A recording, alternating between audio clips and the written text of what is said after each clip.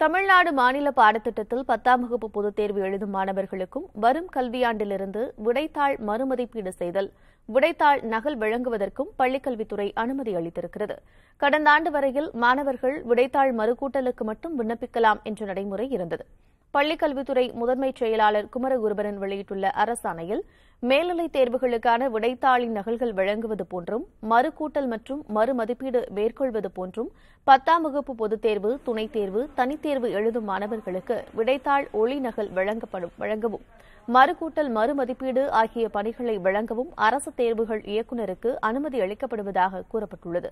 ஒரு விடைத்தாளின் ஸ்கேன் நகல் பெறுவதற்கு ரூ. 275, ஒரு விடைத்தாள் மறுமதிப்பீடு செய்ய ரூ. 505, ஒரு விடைத்தாள் மறுகூட்டல் செய்ய ரூ. 205 கட்டணமாக நிர்ணயிக்கப்பட்டுள்ளதாகவும் அரசாணையில் கூறப்பட்டுள்ளது.